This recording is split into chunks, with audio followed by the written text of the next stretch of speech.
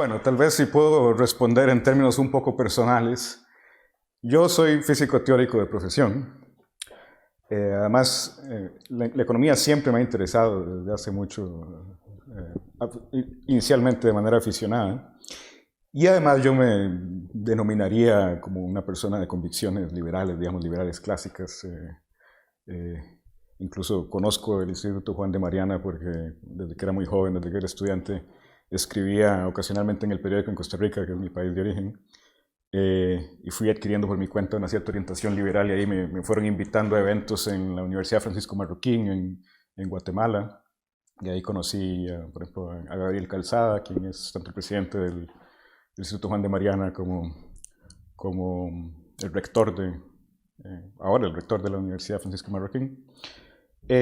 Bueno, entonces, esa es una parte, simplemente que yo soy físico, que me interesa la economía, que soy liberal, pero realmente el entusiasmo por hablar un poco de esto ahora, esta noche, es que en los últimos años he visto una confluencia interesante, digamos, de estas cosas que podrían ser simplemente tres atributos personales míos.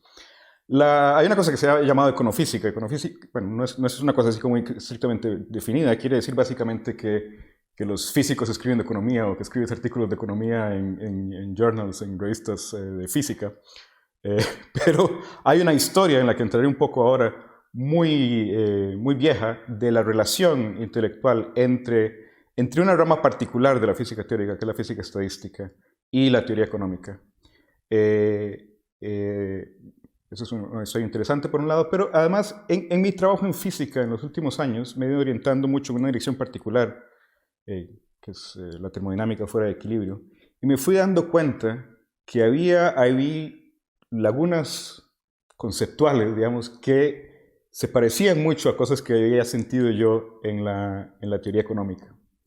Incluso me fui dando cuenta que porque hay campos en los que la teoría física ha sido sumamente exitosa, pero cuando te metes, por ejemplo, en la descripción termodinámica o mecánico-estadística de los seres vivos, por ejemplo, de la materia viva, te encuentras con confusiones, con escuelas de pensamiento encontradas, con gente que se grita entre ellos.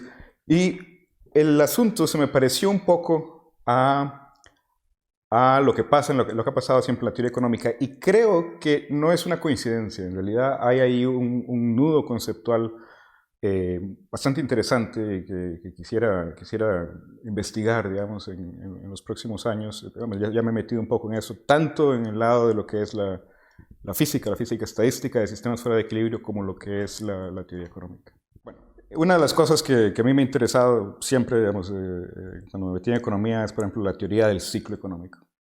Y entonces hay escuelas de pensamiento encontradas, hay, digamos, una escuela muy matemática, neoclásica, hay el keynesianismo, que tal vez es que es políticamente dominante, lo ha sido por mucho tiempo. Y luego está, por ejemplo, la escuela austriaca, a la que yo me vi expuesto también en muchas conversaciones con personas aquí, asociadas con Francisco Marroquín, con el Instituto Juan de Mariana. Y es algo a lo que yo le había dado mucho pensamiento y realmente siento que no había una respuesta totalmente satisfactoria. Y me fui pensando, por ejemplo, que había cosas en la escuela austriaca que eran claramente ciertas, como el papel de las finanzas, de la deuda, en entender el ciclo económico, que es algo que en la economía, digamos, neoclásica, más matemática, es prácticamente imposible de incorporar, porque las finanzas, aunque en la práctica vemos que las finanzas son muy importantes, muy determinantes, digamos, en cómo funciona la economía.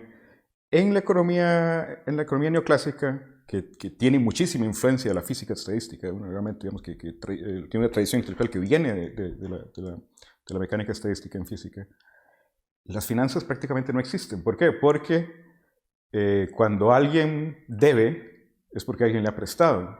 Entonces, si haces un agregado y juntas al ahorrante con el prestatario, quedas en cero.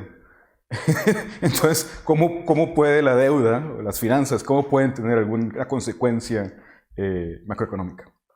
De hecho, en la teoría neoclásica es básicamente imposible. Y sin embargo, digamos, en la práctica vemos que las finanzas son muy importantes, digamos. Incluso yo estoy me he terminado por convencer del punto de vista austríaco de que las finanzas son, digamos, el corazón del ciclo económico.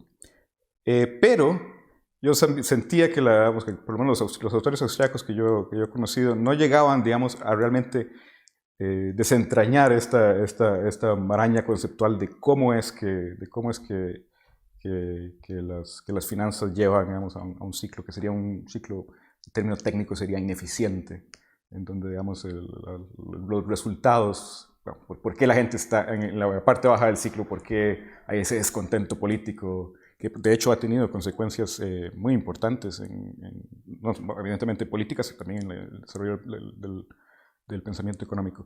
Y entonces ahí llegué a sentir que había un problema que era muy parecido a un problema que había visto yo distinto en física. Por ejemplo, a la hora de explicar cómo late el corazón, por ejemplo.